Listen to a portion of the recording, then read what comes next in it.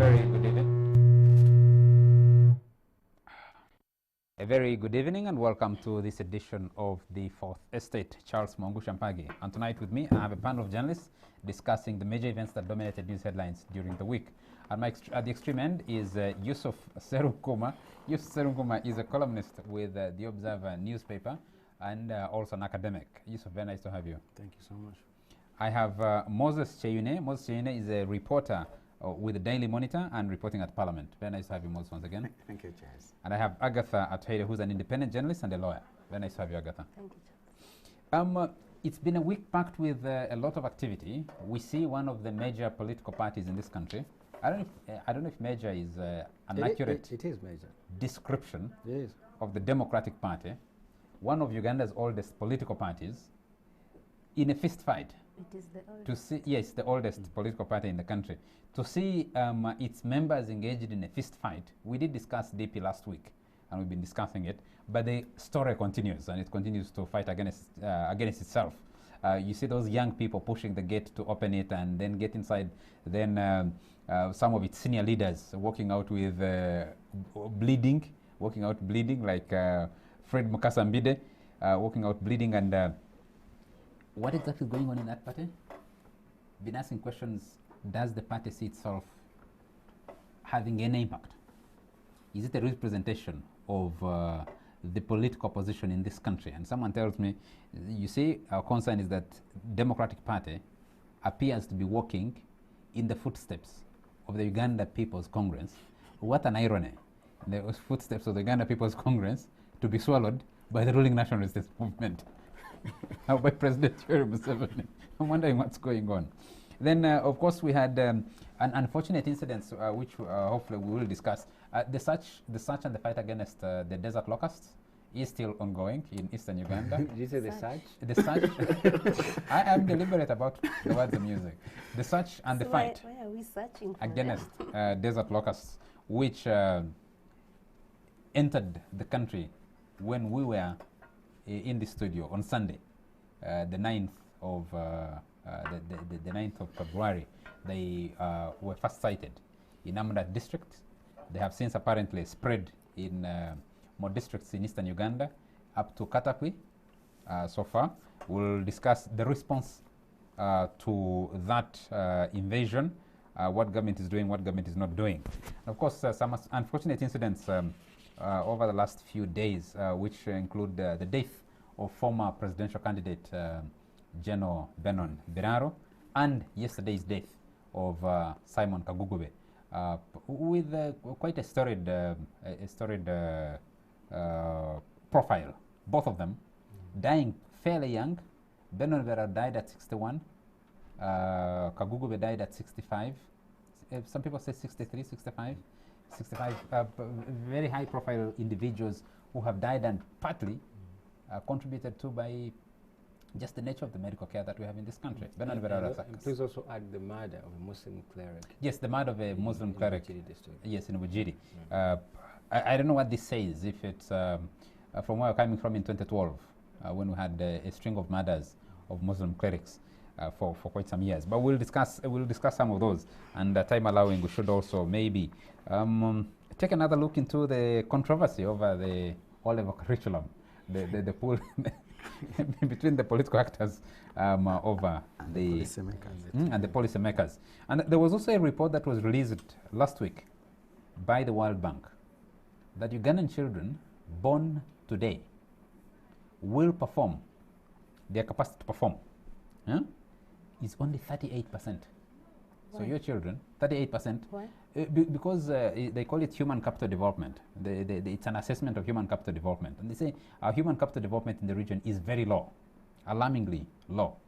We have high rates of stuntedness, very high rates of vulnerability to fall back into poverty, very weak social protection systems that need to be addressed. So if you see people fighting over politics, maybe the problem is bigger at least than you're imagining. There is hope that we are starting to develop ours. There is talk of SAGE. SAGE has been around. Government of Uganda had failed to put in money. Now it's being rolled out. I think we have the Youth Livelihood Fund. Yes, it's being rolled out countrywide. but the money is nowhere. They give 25,000 shillings to those elders. They have moved it from 65 years to 80 years because government is taking it over and rolling it out countrywide. But the report says target the areas that geographically more vulnerable than others. And they look back 2 years ago, say you had a disaster, drought, that threw a lot of people back into poverty. And the national growth figures also dipped. Now they're coming up. If you have locusts, you have coronavirus, and you have other things, you never know where you end. But let's start with the Democratic Party. What's going on in that party? Yusuf, you saw the fist fight and the pushing of the gate and the first entry into that meeting, and how it ended. And I should tell you that I really enjoyed it. That every time political parties in this country fight, I think I am the biggest celebrant. I am really happy that political parties are fighting, and I think if all of them fought, the better for this country. I'm really very pessimistic about our political parties and what they really represent. But let me say this. I said last week that power defines its opposition, that those in power often set their agenda, set the stage, set the ways in which politics is played in this country. And I think the crisis we're seeing in DP is not just a DP crisis. It's a national condition of political parties. And the only difference with the NRM, for example, is that it is power. They have a man on top who has money and resources. Rather, he has money and he has control over violence. But you get the NRM and put it in the opposition. They'll have fist fights every single day. All right? They'll have even more glamorous fist fights every single day. So it's just a slight difference. So our politics has shifted. And I want to take you back to two incidents. The first, both of them are in 2005. So the first thing that happened in 2005 is that we had an amendment of the Constitution. The Parliamentary Act was amended so that we created a space that for you to become a member of Parliament or to become an active player in our politics, you have to have resigned your public service job 3 months to nomination. All right? Now, this is 3 months to nomination. And you can imagine that the people who often think about joining politics are in their late 20s. They just left university a couple of years ago. They entered in public service, or they're working with NGOs. But a moment you tell them to resign their jobs when they're 30s, recently married, they have a kid or two, so that they can consider joining politics, it's such a difficult thing to do because you resign your job, you don't get back after. It's actually not just that you've just gotten the job. Ask anybody who, even if they were in their 40s or 50s. I mean, people haven't built sufficient reserves of resources. Yeah, to step that vulnerability that they're talking about, that World Bank report was talking about, yes, found only 10.6% of Ugandans have formal social protection. So people don't have a safety net. Exactly. We don't save. And politics is highly risky if you're going to spend the ridiculous amounts of money they talk about, which is between 300 to 500 million to win a seat in Parliament. So over 10 years ago, this is 2005, it's over 10 years ago, we left politics for the last 15 years. We've left politics for only those who in the private sector and people who are unemployed, basically without jobs, right? This is why you spoke like Bad Black also considered standing for Parliament. So mostly we have, you didn't know? She considered actually standing for Parliament. So we have, but that's not, it's a telling joke. By the time the category Bad Black I thought even considers to stand. Exactly. You have all the names. She has the qualification. She has a here's the thing. stand. We created a vacuum by locking our brightest and our most useful human resource in public service and in the struggle for food and water. So we left vacuum too. We left politics for hunger zone, unemployed, private sector people are the ones in there. So is that why you're saying? So there was an inflection. Politics became, like political parties became a platform for accessing resources. Right? So right now, whoever is in the political party is actually looking for resources. This is why we're seeing these fights. Because, you know, look at the names that are fighting, right? These are like 5 years ago, 10 years ago, they're very unemployed, right? So they constantly in politics because they could find a job. Look at the hunger zone that really formed the core of the DP. Look at those who are fighting. These are like unemployed. The vacuum we created for the last 10 years gives us this product. It's not unique to a DP, by the way. It's true about NRM. It's true about the FDC. It's true about UPC. So we need to appreciate this context. The national condition of our politics has reduced us to fist fights. We're struggling to get a milk. Moses, let me come to you. Norbert Mao has been at the helm of the Democratic Party for the last 10 years. And the spotlight is clearly on him. Some people say he wants to hang on longer than he should have hung on. They accuse him of not calling meetings, official meetings of the party organs, which are supposed to renew his mandate. So I think someone is insinuating that he's holding the position illegally and has manipulated the processes by not filling critical positions, by not calling meetings that are supposed to renew his mandate. But Norbert Mao, former presidential candidate, he's tried to run for president of this country. He's a former president of Makerere University Guild, former member of parliament, former LC5 chairperson for Gulu. If you don't find better groomed or people have been in politics longer. Someone was sharing a photo of him after he won the guild presidents at Makerere as a young person. He's been brought up in politics, in the Democratic Party. He's a lawyer. He's not been unemployed. He's been employed since he left university. Well, he left university to join parliament. Yeah, he left university to join parliament. And parliament is a job, by the way. Yes. Is it a job? It's not. It's a job, isn't it? No, but Mm. so it's really Norbert Mao on the spot over the current wrangles in the Democratic Party, isn't he? I think most political parties today in our country, including DP and NRM, he has been talking about the FDC, they're in a transition dilemma. Look, the NRM will tell you, whom should we bring other than President Museveni? He's our man, he's our top scorer. We have trusted and tested him, so we have him, and we cannot see any better. The Forum for Democratic Change will tell you is Kebi, the people's president. And there is no other better candidate. Even if they have the likes of Wafula Ogutu, they have Nandala Mafabi, they are stuck with either the, for DP's case, Mao is not the founder, but there is that kind of, I don't want to say inertia, but they are stranded. But look at DP, for instance. Just a moment, Moses.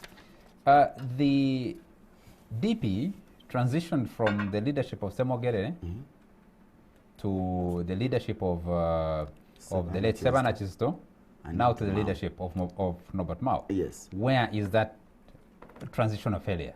The FDC that you're referring to, Besigye has been out of FDC since when? More than 10 years? Almost? 2001. Pardon? 2001. 2011. No, 2011. He left in 2011. FDC? Yes. Okay. Yes, he left the He leadership left, of I think it was FDC. 2012. 2011, because yes, Yes, Did he actually? they elected. But no, did he leave? He actually left. Why are we talking He about actually left. Charles. Just a moment. He actually left before his term ended. Okay. He handed over the party to Mugisha He Muntu. didn't hand it over. He left and they held an election. They held an election. Mugisha Muntu won that election, served out a full term, ended his term. They held another election, and Patrick You see, Charles, Amuriat Oboy. what you're talking about Oboy Amuriat took over the party. is being you are trying to escape from the center of Besigye and FDC. When he left Najana Nkumbi, what happened?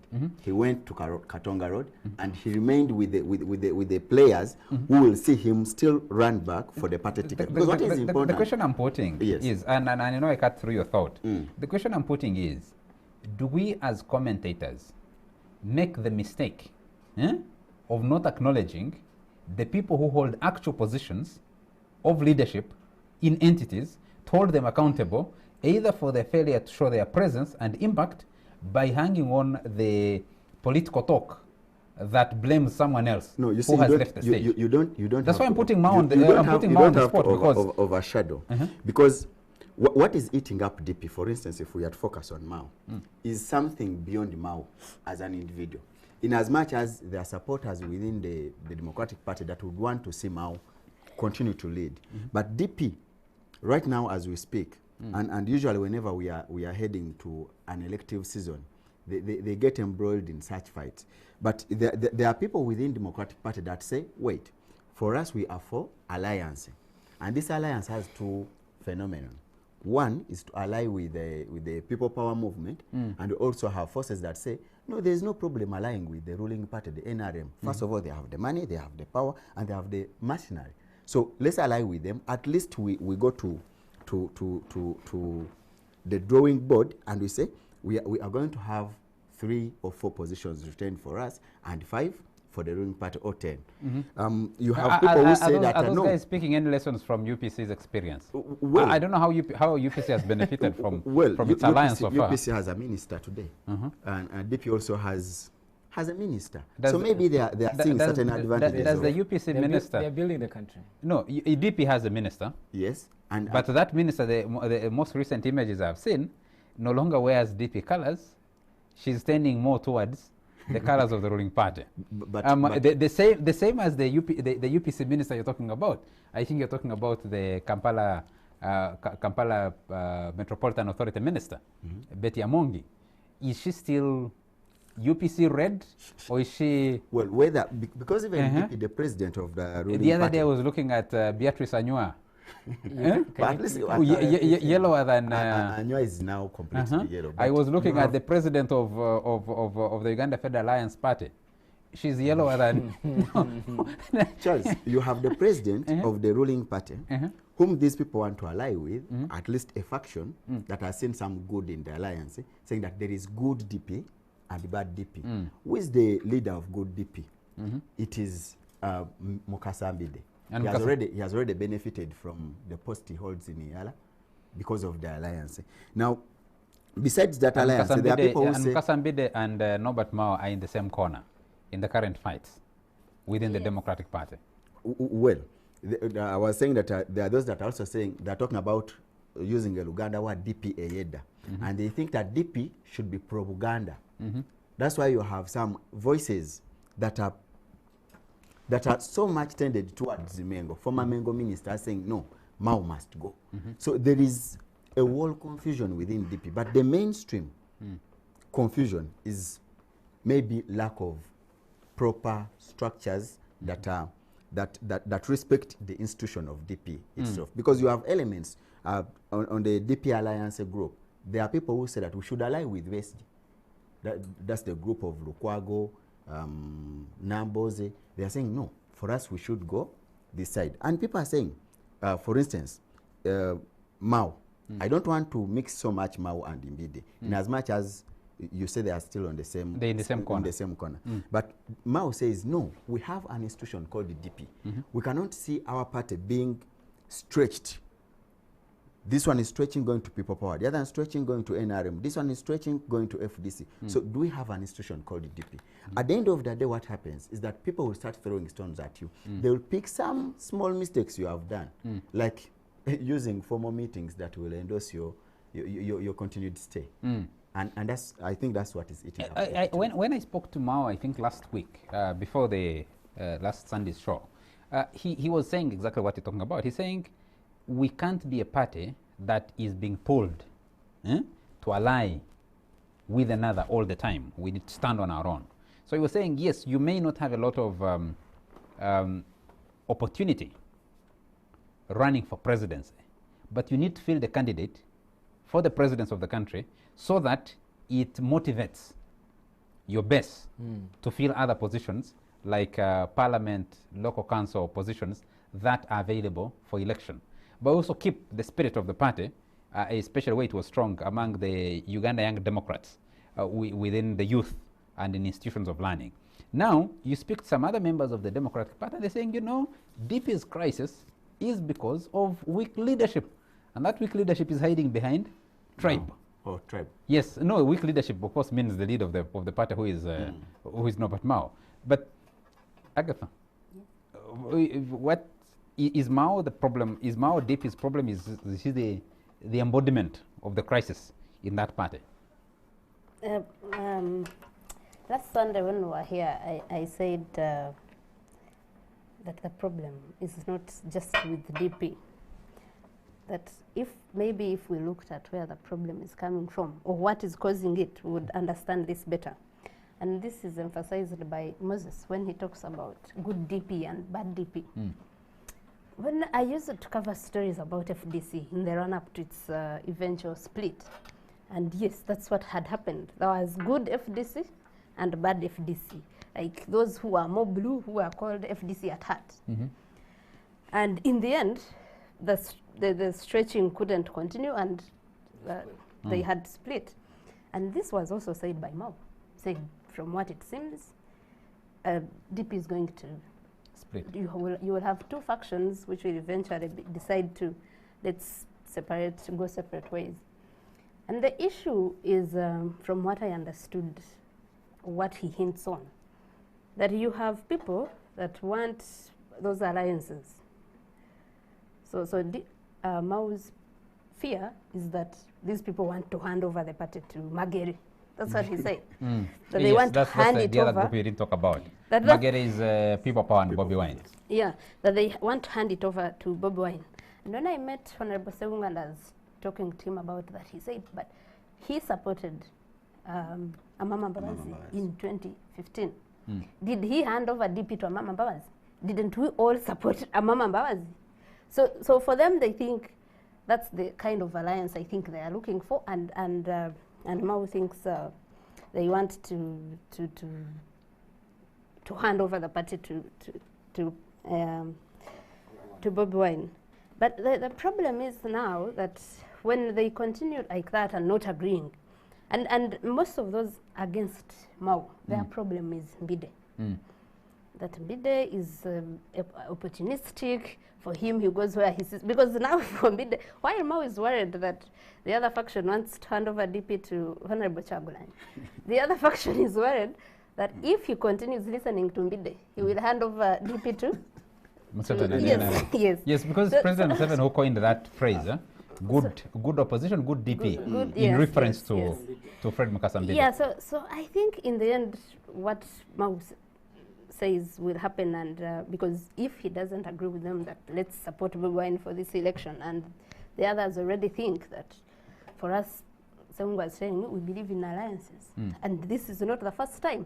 In 2006, when did they support Besigye? 2006, 2011, one of those. They supported When did the Mao stand? a 2006? faction of them supported. No, that was 2006. DP has been allying almost from the time it was created. Yes. In 1986, after Museveni takes over power, DP agrees to join the umbrella No, government. but Its president To serve under the joins, movement system. serves under the movement system.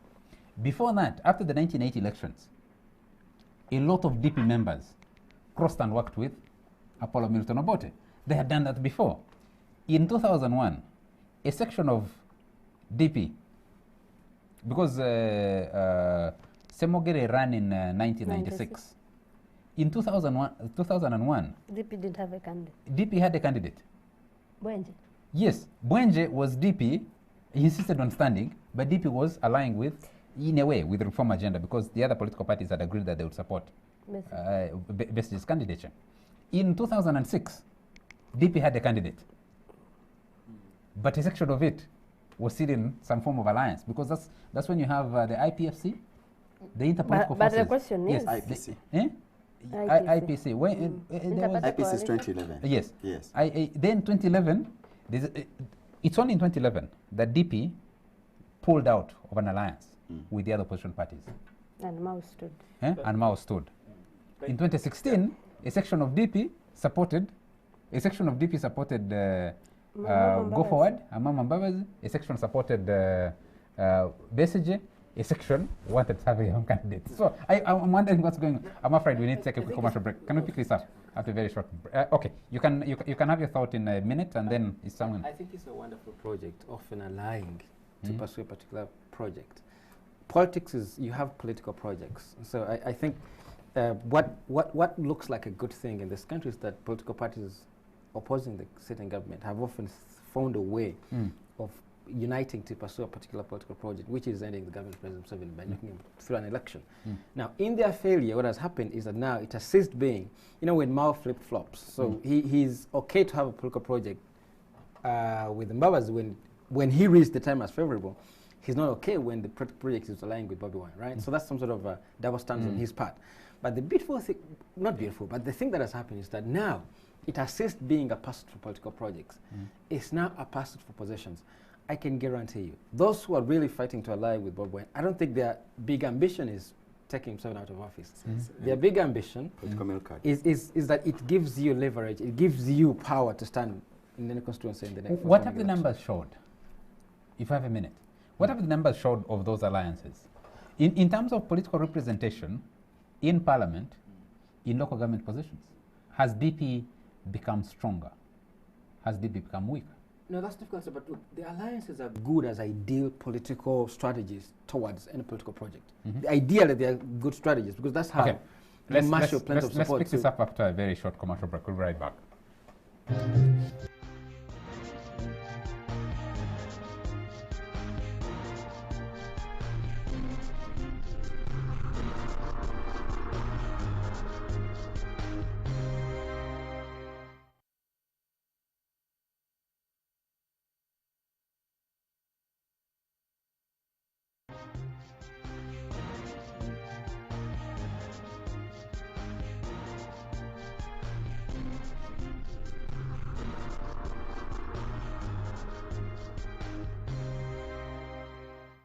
You're still watching The Fourth Estate and discussing the major events that dominated news headlines during the week. And of course, the fight in Uganda's oldest political party, Democratic Party, has kept it in the news. From last week, we did discuss this last Sunday. We're discussing it again this Sunday. It's not yet resolved. The party is still fighting. They were engaged in a fist fight last week. I've had people say quite a few things about Mao. It says the issue is, this is one of the senior DP leaders, and I'll mention the name. Matthias Mpuga. He is an independent member of parliament, but of course born and bred of the Democratic Party, current member of parliament for Masaka municipality. He says the issue is one, and it's a small issue, in his words, weak leadership. And he says that weak leadership is of the current party leader. He doesn't want to be told by the party that, Chief, for 4 years, we have not had a national council sitting. We've not had party organs. Positions, key positions within the party have fallen vacant. You've not filled them. I'm told the other day when they were when they were having that incident, one of the questions that came up is accountability for party resources. Last week when we were discussing here, we said the party had managed to buy for itself a headquarters to move out of rent, which they had been in for. I think they started with a fight there. For so many, yes, for so many years. They had been able to mobilize some resources and buy their own headquarters. But someone was beginning to raise red flags about money being picked from here and there. Mao says, look, it's not me. You at least had a chat with him after, during the last week. Mao says, you see, these guys are fighting me. I don't know what reasons he says why people are fighting him. Agatha, do you want to pick this up? Why does he say people are fighting him? How does he respond to these accusations? And I know he's watching the show. He has said before and to me that the Baganda are fighting him because they don't think he should be leading a Baganda dominated party. I don't know why you say it's party. True, because I asked him, how can you accuse them of fighting you and not wanting you to lead if it's the same people that have voted for you twice now? And then I asked... How does he respond to that? When you say this Baganda you accuse brought you into power and have kept you into power under some of your biggest allies? Because he has been strategic about positions he wants to get. That in 2006 he supported, he decided to stand down for the late DP leader, Sebana Kisto. So because of that, Sebana Kisto has had to return the favor and support him in 2010 in Mbale, and also be able to convince a few Baganda to vote for him. So the other thing, so I asked Seung that, and Seung says he has become a blackmailer, that every time you challenge him or just ask him to account for something, he will say, oh, you Baganda are fighting me. You Baganda don't want me to lead, the Baganda party. But, and he says that their biggest problem with him is not that he's a Muganda. He actually says he would vote for Mao again, because he thinks with all the fights and the conflict, yes, that's Seung. He says that with all the fights and the conflict going on right now, he thinks it's better to stay with the person who has been leading to try and bring it back together than to bring in someone who will come with also different, maybe battles to fight.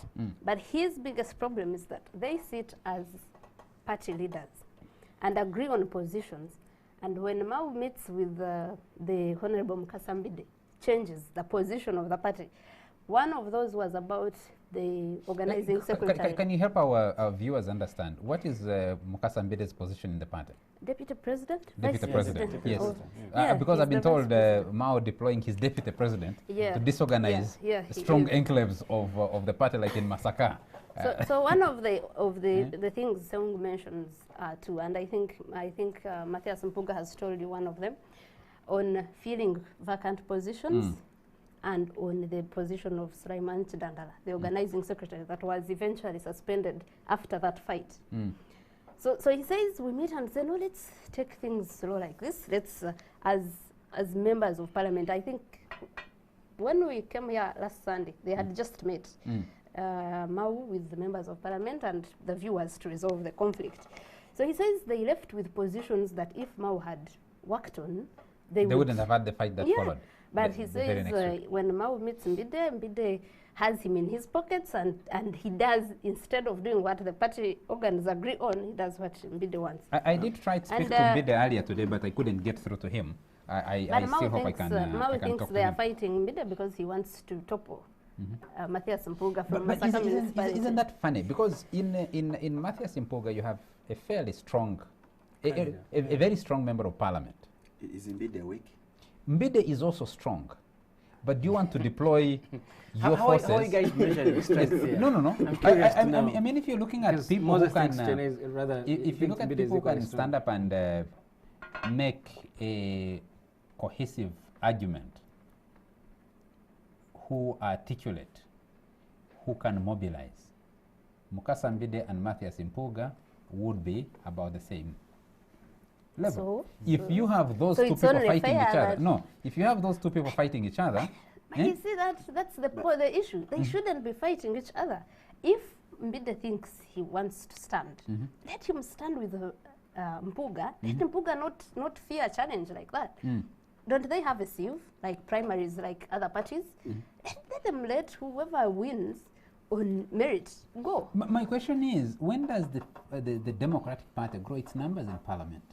But at least Because, now, because it has shrunk. It's not part of the ambition. So Yes, we don't get it. I'm questioning the ambition of the party, rightly as you put it.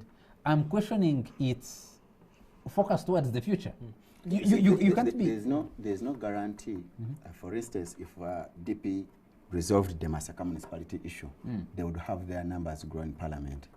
Of course, for strategic benefit, resolving it peacefully and having it settled and have, let's say, Mukasambi, they go and identify a constituency in what is that district?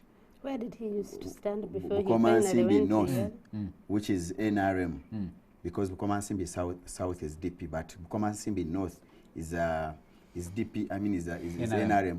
If they had a strategy to win Bukoma Simbi North and have Mbide get off Masaka municipality, it would be good, but it wouldn't end Masaka whatever Under DP's the problems. leadership, Because under the leadership of Mao, under the leadership of Patrick Amriat Oboy, under the leadership of Jimmy Akena, under the leadership of Mugisha Muntu, under the leadership of okay, let me just for our viewers, Jimmy Akena for UPC, Yes. Norbert Mao for the Democratic Party, Patrick Oboy Amriat for the FDC, After Mugisha at Muntu heart.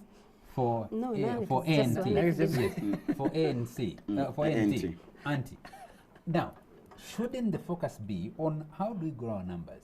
If you in FDC have only 39 members in parliament, wouldn't it which be a was priority? dropped from the last parliament. Yes. Wouldn't be a priority for the leadership to say we want to grow these numbers to at least 60 members? But If you have DP, how many are they now? There are 6, 8. I think there are 8. 8. They dropped from 15. Huh? They dropped from 15. Shouldn't the priority be to grow these numbers to at least 20? Now, you get Mukasa Mbide in a fight with That's Matthias the priority, by the Mpuga, way. they drop And down. I also disagree with Yusuf. That's their ambition. The only problem comes on who goes to grow the numbers, and that's where He's telling you problem there has is a- been. No, I mean, There's it's a strategic consequence, because you see, the only way I appreciate your ambition is through the strategy that you put on ground, right? So, but I'm going to go back what I said, that the stuff that you just spelled out is a national condition. Like, if you look at all those parties that, like, the major political players in this country, they're all embroiled in crisis. It's not unique to DP. The ambitions have been so reduced to, in this thing that looks like growing up our numbers in parliament. But the key thing in there is who goes there, because parliament is a source of income. There is so much money in parliament. A moment we allow that parliament have so much money to the magnitude that it has, it explains the infighting on the side. So besides growing the numbers, so how sure am I of the next into parliament? But also, Charles, let me also make this like more vivid. You know, we have a law in this country which spells that there's a vote for all the political parties where they go, depending on their numbers, to make money, right? To get money to run their politics. We have that in this country. Now, that too is a problem in the sense that... But you see, that's the ridiculous thing. You're going to be looking at the money here. Lady. Yeah. That's the ridiculous thing for me. You either choose, and it works in economics, you either choose to be small of big than big of small. If you have more numbers in parliament and you're a stronger, more vibrant political party, you have better negotiation space, both at a political level and at an economic level. But Charles, so if you have your numbers reduced from 15 to 6 in less than a decade. This is more complicated than this. Why? Look, when we moved into political parties in 2005, we didn't actually move there.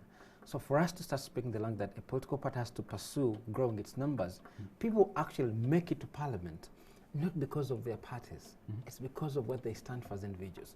So even when we speak the language of party, we're really speaking in very abstract terms. I hear you, and I'm We're asking not this yet question there, so going back to Moses. We're going to have to I'm asking appreciate the our same politics, question. first of all. If you left parliament, you know about Mao, you served in parliament 10 years and left. You went to a local government in Gulu, served for 5 years and left. Came to a political party, tried to stand for president, didn't succeed, but came to lead and serve your political party. Your primary job is to grow that party. Because your scorecard is, and he told me last week, he said, you know, when we had just come in, our numbers grew to this. And he said, but how do you account for those independents who are, those who are actually independent or belong to the Subi group, the Mpugas, the Segonas, and the others, who entered parliament because they had created a splinter group called, a pressure group within the party called Subi. But he said we still had more numbers in parliament. So if you can't, as party chairman, look at President General and say, in my scorecard, I found you guys with so many LC1 positions. I have grown them to this. I found you with so many LC3 positions. I have grown them to 300. I found you with 10 members of parliament. I have grown them to 20. I mean, if you're a party president leading that political party, members of parliament are contributing to the party, you have a bigger resource pass.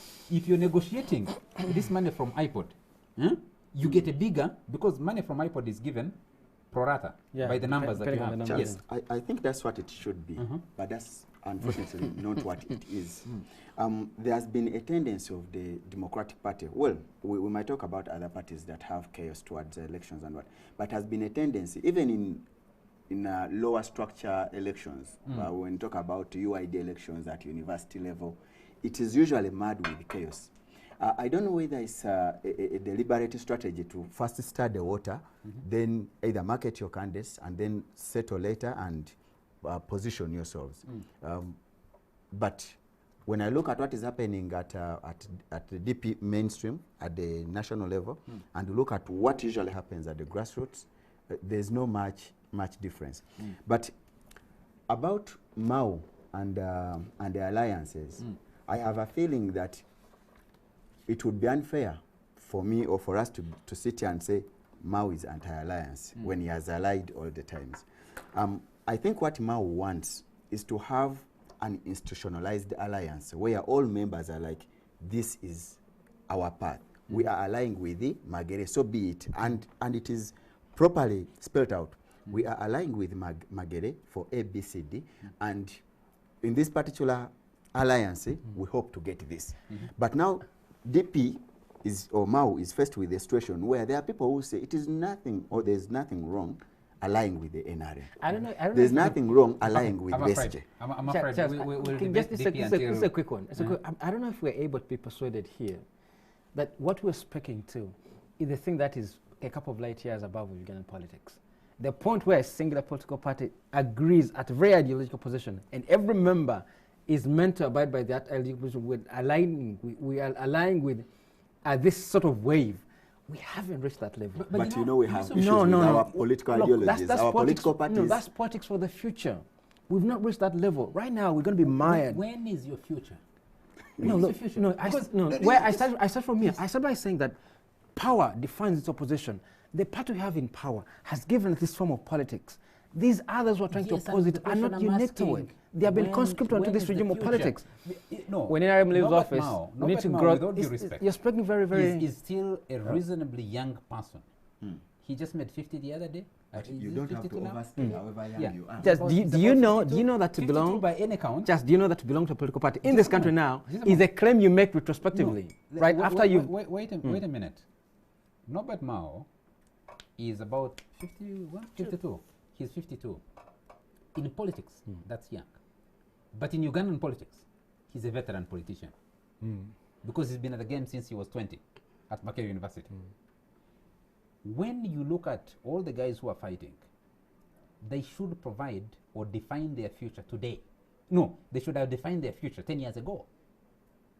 If you're Matthias Impuga, you're Fred Mukasambide, you're Norbert Mao, you're Florence Namayanja, you're Medard Betty Segona. Nambonze Bachireke, you're Medard Segona, you are Lubega Mukaku.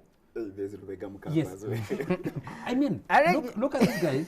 When do they begin defining their future? They were made, Charles, many of it's them, not about many them. of them were made by the Uganda Young Democrats. But they had a web Then- of elders whom yes, they consulted then they were thinking about the future. So they arrived into the future and they got stuck. So which future are you talking about? We have failed to appreciate our politics. Yes. Like we speak a language where we think we've reached a level where our parties are as strong as that. Look, when people say, which constituency are you going to stand? I'm standing in constituency, so what do you think the party that can give you victory? That's the language you speak when you're standing for political Who's office. supposed to change that? No, but no, it's a regime. No, It's a supposed to regime. do No, that. this is a regime set in place by the government, So President President Museveni. Museveni It's is a going to regime. No, no, no. magnanimous. The way we use our constitution now. Yeah. Child, you know how we play with our constitution in this country? First we create iPod. It's like, it's a facade to have a thing like iPod. Then you have a constitution which locks out many, many young people into the public service and NGO work with to government. You lock them out. It's a regime that we created. We have hunger zone. We have unemployed people. We have idlers in these political parties. The thing I've said is real. These political don't nurture people. When people go to university, said, My question is- people go to university and say, now I am DP. What has happened to them? No, It's a claim you make. I want to When go they to come out of DP. university, they Yeah, run that- as independent. Exactly. You're making an academic They argument. claim. You make an academic argument. And my question is... And I think you're making an ideal No, argument. Yes, and my question is to you that, so, what do you do? No, we need to. How do you get out of first this? all, we need to be aware that this is the regime. We've been conscripted to this regime of politics, and it'll be difficult to get away. Because, like you said, all the political parties are mired in this kind of confrontations, push and pull inside them. We need to appreciate that under this, we don't need political parties. What we need strugglers who can change the regime of And politics. who are those? Now, the strugglers has to be led by activists. That's why I'm so happy when political You know parties what, fight. you know, But you you see, know I what think Bessie in said? this- By You know activists. what Bessie said 8 years ago? 8 years ago, when he was leaving the leadership of Najana FDC, Nkumbi. Najana Nkumbi, he said he wanted space to be an activist. Yeah, So and that's he the became fifth one. Struggle. That's, And he that's the became kind one. of politics Okay, that but is good for this country. let's under just expand this a circumstances. little and first extend our condolences to the family of and of course the family of General Benon Buta Biraro, a former presidential candidate and with a fairly strong career in the military, and people have been praising him, especially on social media, saying he had the right ideas to take the country forward when he stood for president. Yes, that's what I sent on some group that I'm on called Diary of Intellectuals. Somebody was heaping praise to Benon Veraro and said, this is the guy. No, it's not. Andrew Mwenda. Andrew Mwenda came onto Diary of Intellectuals for a short time and then exited. left. No, either he exited himself or someone he couldn't. Was stay. ejected. He was booted. He exited himself. But the question is, so Biraro is dead and you're heaping praise on his politics, on his ideas. But he's dead. That is And unfortunate. he offered himself to provide that leadership. Isn't that looking for the future that we can't find? No. You're talking about. He's talking about the future, and I'm wondering, I have a colleague. how also. can you be looking for the future from your 20s I have a, through your 30s, You're conscripted regime. into your 40s, you have get into your nothing. 50s, and you're still looking for the future? We're conscripted. Into your 60s, and you're still looking for the future? yes. So, Charles, first on this general thing and the amount of praise they put him. Well, I should claim my my ignorance. I learned of Genovera when he started the Farmers Party, and they started for president, right? And for a very long time, I've convinced myself, and I want to convince you guys too, that whoever wants to change the status of this country through an election is daydreaming, right? Because being a general, he would have offered a different alternative, say through more grounded and activism, like more aggressive activism, as opposed to starting for president. I don't know. He had to think about an alternative. He went into the bush. He went into the bush. You wanted him to go back to the jungles of Rwanda. You know, Herbert Oluka, the Observer, sat down with an interview with Byanyima before he passed on, and Byanyima painted this gloom picture that you will never defeat himself in an election. He's this, he's this, he's this. And then so Oluka asks Mzee Byanyima, so what should you do? And Mzee Byanyima said to the young man, "You are young. Why don't you go to the bush?" But the bush was set up late. Agatha, let me come to you. Beno Biraro, his ideas, he had this lift agenda through the Farmers' Party. At one time, he questioned why we have on the coat of arms, we have the crested crane as a national bird, and said you should have a national insect called the bee. It's more functional, it works very hard, it produces actual results. What does the crane do? But the praise that people are heaping on, on the ideas, or the ideas of Biraro posthumously. Chameleon sang for you, Basi Morgans. That's what Ugandans do best. We like to identify with the dead. The only person that can heap praise on Biraro, and I say they are genuinely praising Biraro, would be Bernard Tabaire, who voted for him and came and told me he voted for Biraro. Stood there, but when they were counting, they said Biraro didn't get any votes. At that point, Yet he had voted for him. and it Could Bernard have forgotten to? and he told me that immediately after the election. Said, I think when Mama was in court challenging not the victory, but saying his votes had been stolen. So Bernard tells me, but it's not just his vote. I went, I voted for Biraro, and I said, you did what? You voted for Biraro? I said, yeah, because me, between Museveni and Besigye, I would never vote anyone. Biraro convinced me his ideas were good. I said, but I'm not saying he wasn't convincing, but did you expect him to win? He said, I don't care. I voted for someone I thought had their best had ideas. the best ideas. That aligns to his thinking. I stood at that polling station, and when they were counting, they said Biraro hadn't got any vote. Maybe it was a spoiled vote. Maybe Tabaire didn't have to tick the right place. It was a spoiled vote. So that's the only person. did and Tabaire even if it is a spoiled vote, do you know who spoils those votes? But they can't say it's a spoiled vote for Biraro. They can't say that. No, you see, we also got another person who was at the voting stations in Nakaseke, who told us that whenever Nakaseke is NRM stronghold, that whenever they would see someone they suspect not to be NRM, they would stand there, pretend to be on the phone, watch them tick, and the ballot paper was formed in a way that you could tell who has voted Museveni. He was at the very end. Even if you're far, you would see who has ticked in the end, or in the middle for Besigye, or at the top for... Museveni has always been very clever. He's either at the top or the bottom. Yeah, so whenever they would see that the tick didn't go at the bottom, they would go back. The person would put their ballot paper in the box and go. So they would come, pick it, and find the person has voted for Besigye, and they would go down on Museveni's pad and put Kumanyoko Museveni. And make it spoiled. But how did they do that? Were they able to open the box? It was in the ballot box sealed. Sealed? How? You come and put it like this, Yes. don't you? Yes. So they just pick it from there. But there's a queue. And No, there's but you every send place it, is you push it watching. down. No, so we Okay. just Make just make the a quick boxes. comment. So Make a quick comment, anyway, finish your comment, and then a quick comment from you, and we'll take a for break. me, like Bernard had the best ideas. If we had time and they play for us that clip when he was at the presidential debate, but since we don't. But all I It can was a say debate for is- God's sake. I For us think- to have the conclusion that we Uh, have just Moses, a ideas. quick But, comment from you. but In there a were de- rumors in that a he went back to debate. Museveni for money for treatment, and you I know, mean, that going back to whole- Museveni is maybe something meant to taint his name, but I must say that it's not fair to say that many people are just singing praises for Biraro after his death. Immediately after that debate at Serena, just right here, everyone said, wow, Uganda has a candidate who speaks to Ugandans and with a Ugandan approach to solving the problems. And unfortunately, like she says, not all those that voted for Biraro had their votes counted in favor of Biraro. That's the unfortunate bit. But I must say that Biraro is one of those generals that lived a life of an ordinary person. I mean, having served in the army, you've seen very many generals walking around with guns. Some of them are shooting at this one and another. But and you're like, oh, okay. So we have few people who served in the NRA, served the NRA, served the movement, and still live, and they are still good people. Okay. And Biraro was one of them. I want to take a quick commercial break. I remember my own experience with General Biraro is I was working at SEDU, and he walked in with his ideas, and we sat and had a long chat about his ideas. He was looking for money to run his campaign. He didn't have the money, but he had thought through what he wanted.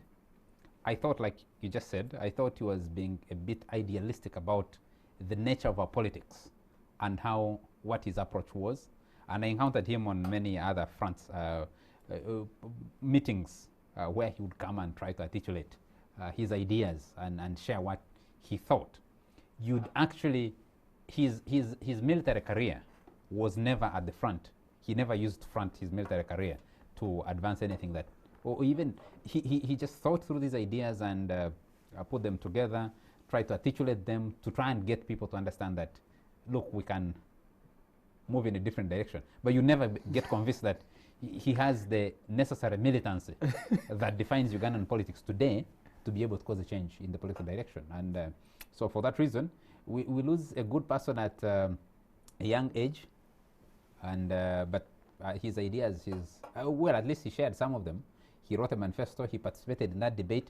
I've been seeing lots of clips that are coming up now of some of those ideas. Maybe they could be able to rub off and people. Paid attention to them. Yes, now they're paying attention. We're not in a politics of ideas. Let's take, That's the let's first take diagnosis. may the That's soul not- of General Benon We're not in a Biraro job ideas, no. rest in peace. We also commented a little bit about I did mention this, Simon Kagugube also passed on. I may also say that Gerald Karhanga lost his mom, who was buried the other day. And so may their souls rest in eternal peace. We will hope we can continue to pick up some of those ideas, even once they have passed on, to be able to help us think through where we are and where the country is going. We'll take a quick commercial break. When we come back, we'll be discussing the locust invasion in eastern Uganda, in Karamoja, northeastern Uganda, in Karamoja particularly. Also discuss a little bit on the controversy surrounding a new curriculum for O-level that's causing a lot of intense debate in many different areas, in spite of the fact that it's been in the works for more than 10 years. We'll be right back.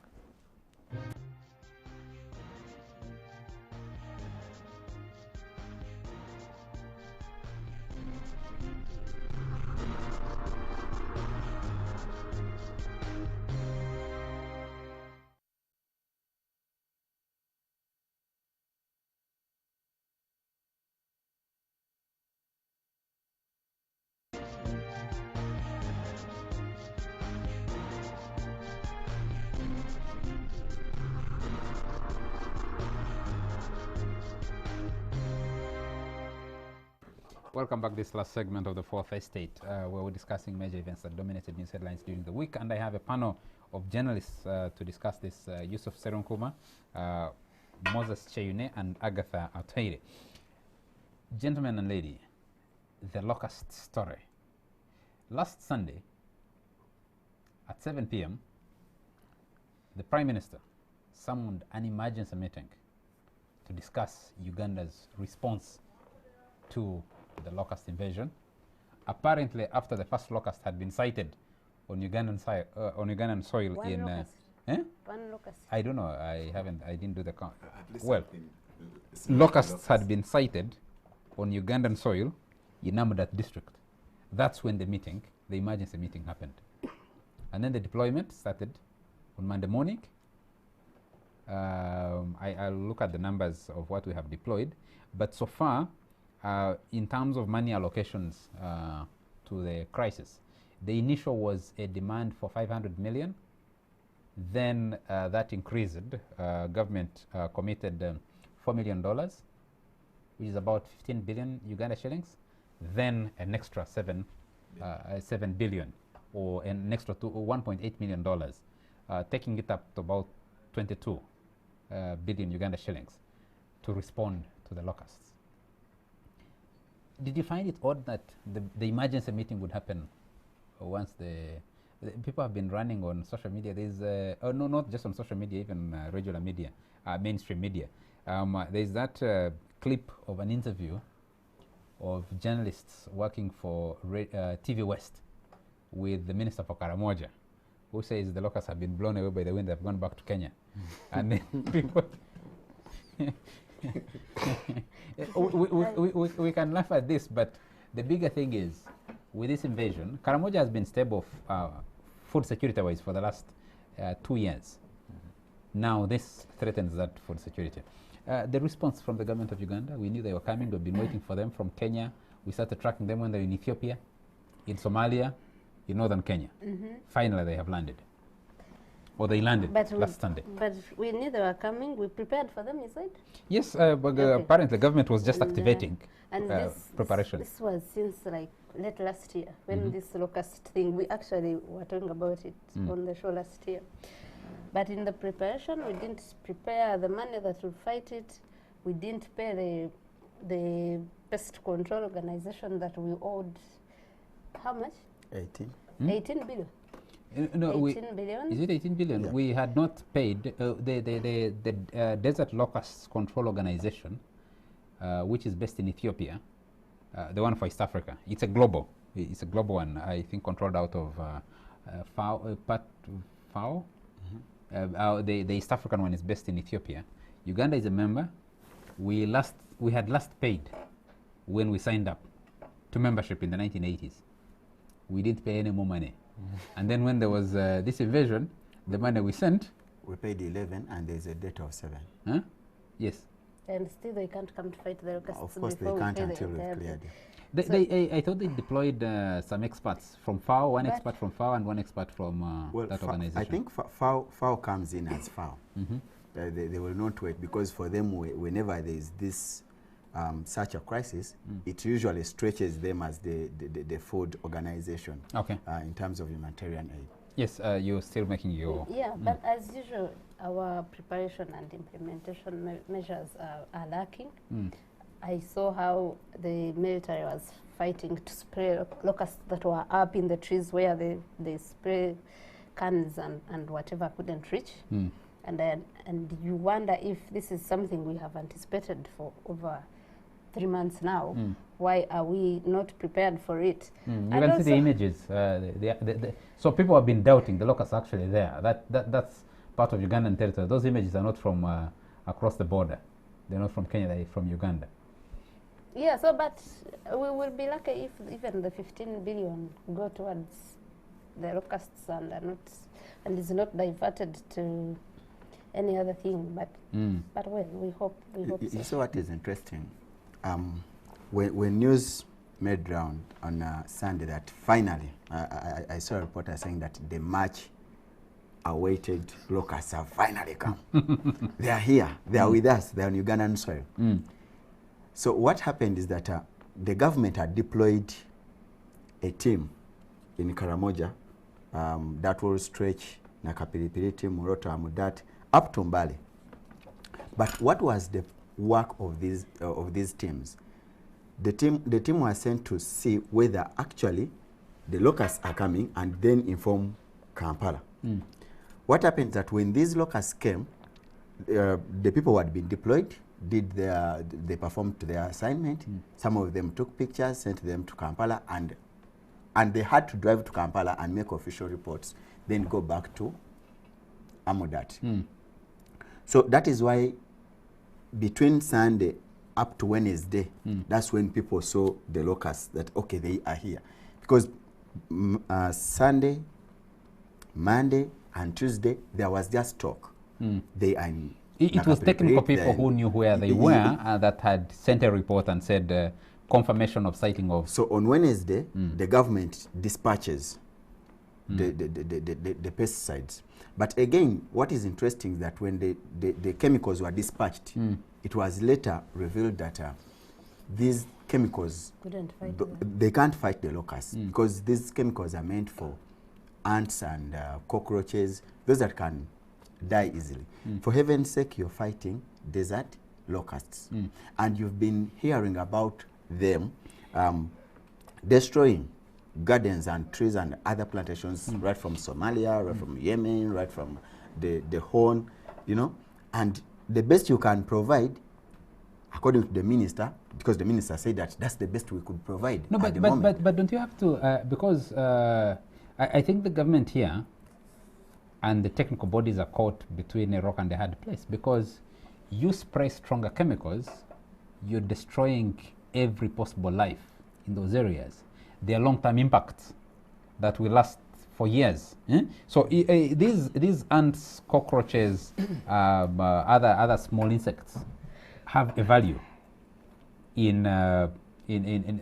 have a biological function, and the production of soils and the health of soil fertility and plant material there. So you've these taken bees and other things. So if you spray a strong chemical, you can't target only the locust. You see, Charles, do you realize? I get what you're saying, yes. but the intention here is not to use strong chemical. You know, our government is telling us to do sciences, to do research, to do everything. We have a department of locust control at the ministry. So it cannot be that all chemicals that are used to fight locusts are strong chemicals, and so they kill these other insects.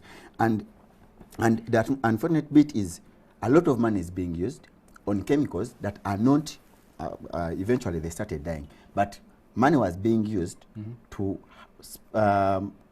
buy and use chemicals that didn't have that much impact. But on the market, there are our neighbors here in Kenya. How are we able to know that only 4 days after those chemicals started getting But you have these statements coming. You just told us, okay, the facts that we know, they were tracking the movement of the locusts for a long time. And you had surveillance teams that were able to alert the authorities that are, or the powers that are, that now we have made a sighting of the locusts. You said they deployed the pesticides. So there was a meeting on Sunday at 7 p.m. There was deployment starting Monday, and actually in the field work starting Wednesday. Today is Sunday. That's 4 days. You see the entire tracking. So 4 days, how are we able to determine whether what the method is working or not working? You don't have to wait for 4 days, Charles. Remember, you've been tracking these insects right from Somalia. You know, they have been coming and destroying.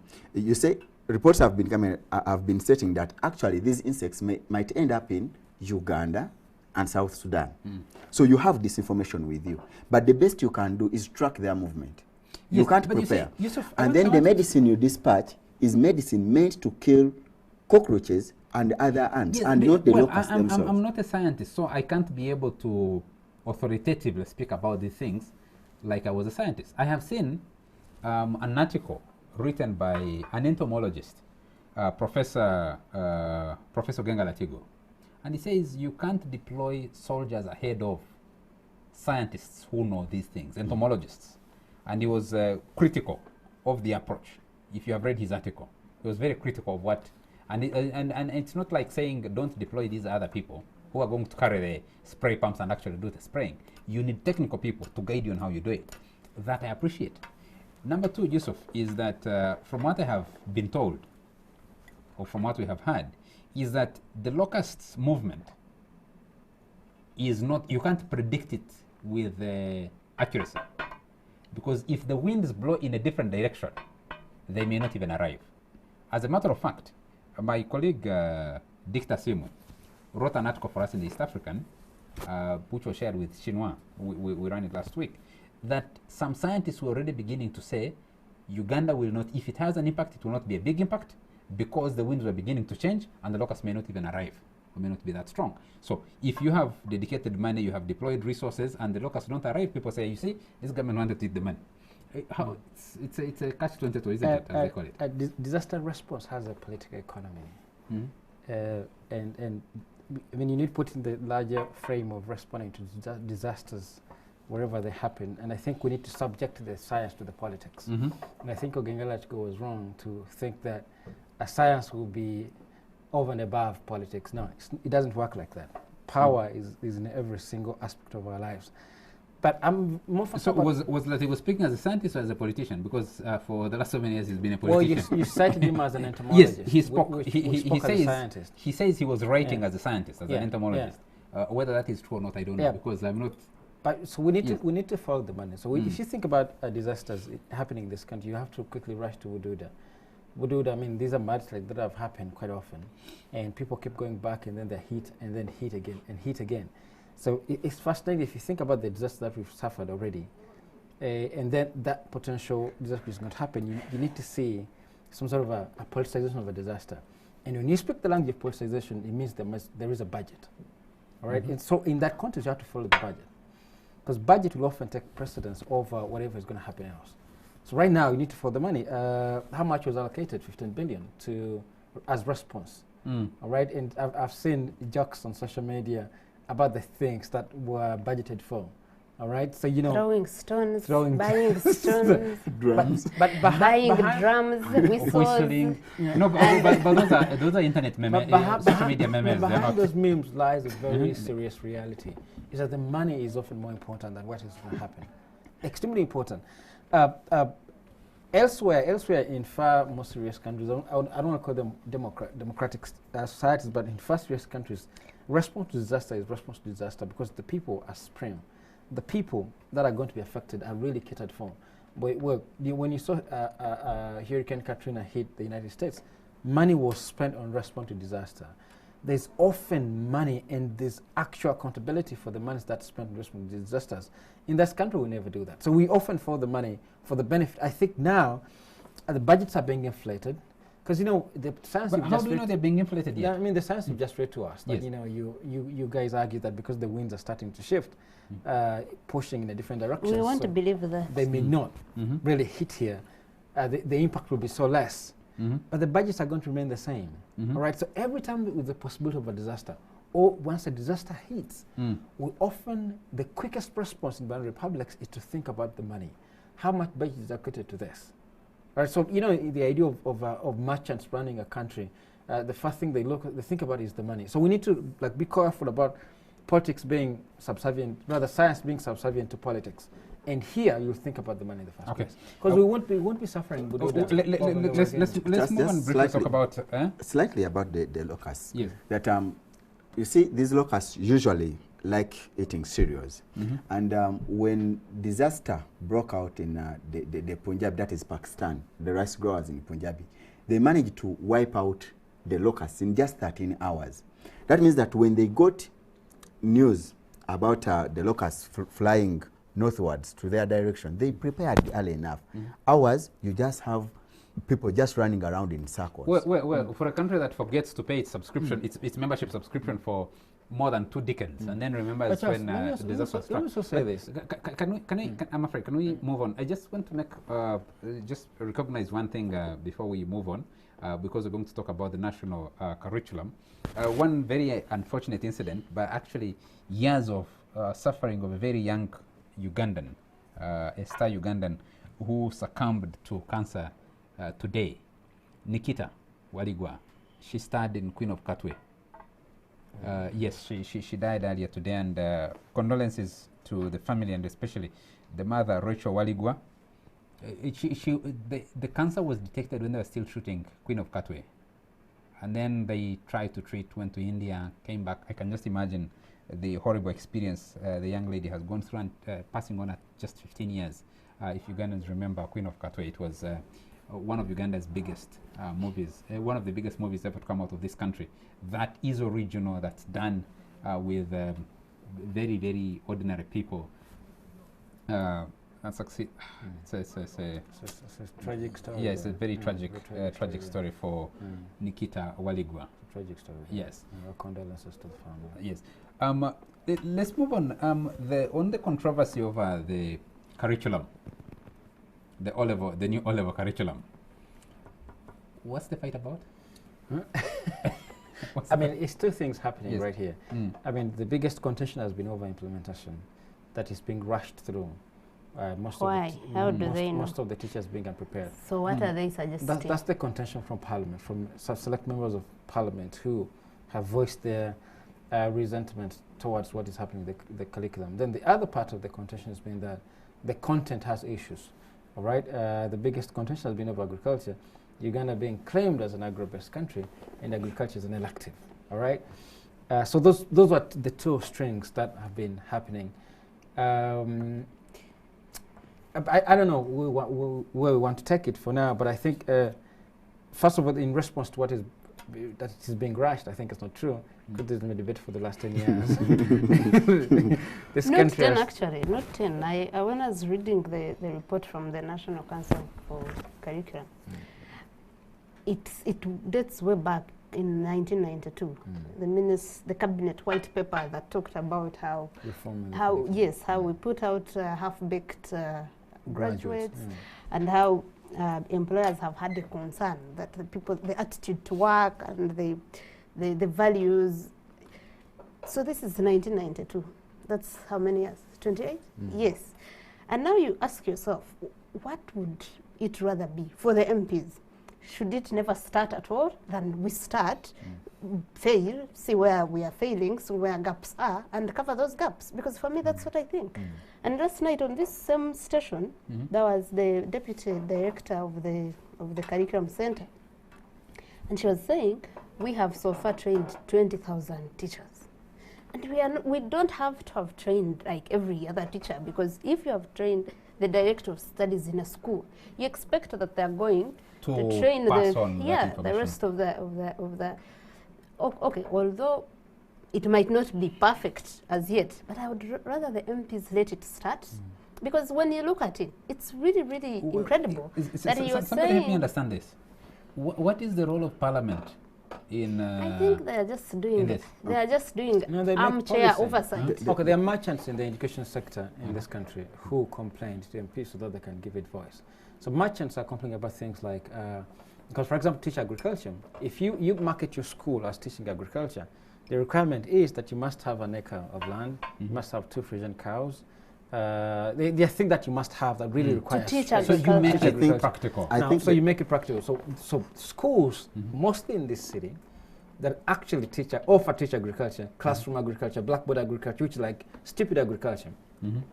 They feel disenfranchised, right? So you can't market your school anymore saying I teach agriculture because you need to have those And things. some of And these to do MPs that- own schools And even. to do that, you go to your favorite MP who can make noise about it, and then you ask them to say, why are you guys doing this to us? Alright? I think the main debate in Parliament, not only Parliament, but the main debate on the curriculum today is about power and control. The government says that we are a government and we have agreed we must roll this out and it must be rolled out. And Parliament says, wait, Parliament is we better have government. the mandate of the people. Well, government will also say they have a mandate of their people. But the issue is, how could government go to the level of rollout without at least informing Parliament? Because that's the debate. No, okay, well, They're well, saying that's not the accurate. minister should have come here, presented a statement, telling us how we are going to reform our country's, that's not accurate. That's not country's that's education grossly system, and inaccurate. have an endorsement or a resolution of Parliament endorsing it. Is that part of the mandate of Parliament? But look, So- this Parliament hap- makes laws. Charles, No, that's this why- actually happened. Parliament makes laws. Parliament holds government to account.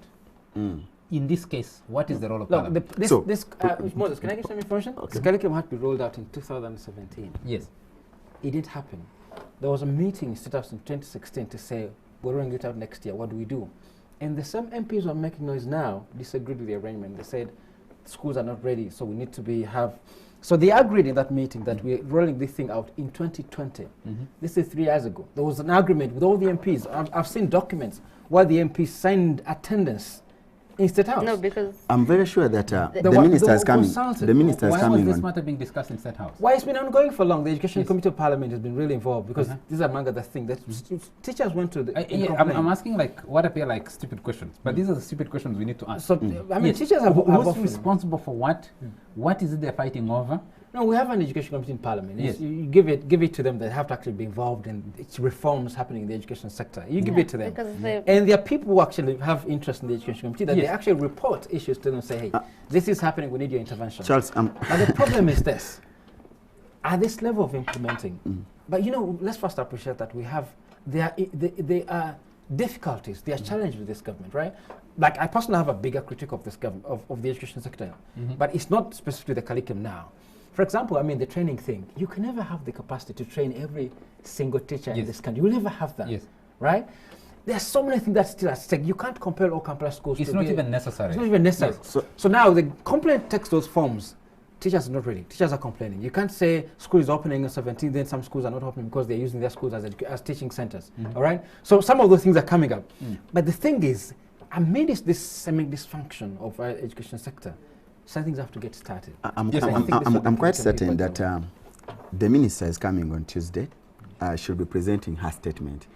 After the statement and the debate that will or will not follow, at least the debate is ending. This the questioning of the curriculum is ending on Tuesday. why? How do you know? Oh, how do you know it will end? Because Or you'll open a new at Pandora's least in box. Parliament, because what I have seen that our MPs want is to show that, hey, the Minister of Education and not the junior ministers, but the First Lady must come here and at least have our concerns addressed. However, genuine the my concerns question are. was, what are those concerns? The concerns are, first of all, the preparedness. Are we, do our schools have capacity to roll out this curriculum? Is government itself ready to spearhead the curriculum they are rolling out? Because they're talking about ICT, they're talking about agriculture, they're talking about science, and the fact on the ground. Look, we have an old curriculum, right? If you stuck to the old curriculum, how good are we But at those are making the sure this old concerns. curriculum? So when the we minister need makes to up get out of here. her Maybe- statement, Yes, that will be it. we'll give Almost about Agatha the yes. last word on this, and then we'll get out of here. No, the issue that Parliament, whether genuinely or not, that is saying, because for me I'm hearing about them wanting that power to be seen as doing from Having him. summoned the But for minister. them, they're saying their issues is how do we implement? How prepared are we to put it into practice? And my question is, what would they rather we do? Should we not start at all? Because when you look at the new proposed curriculum, it really is good. All the concerns of us who are going through school, who have children that will go through school, we feel that this is a better way of teaching than we have been having.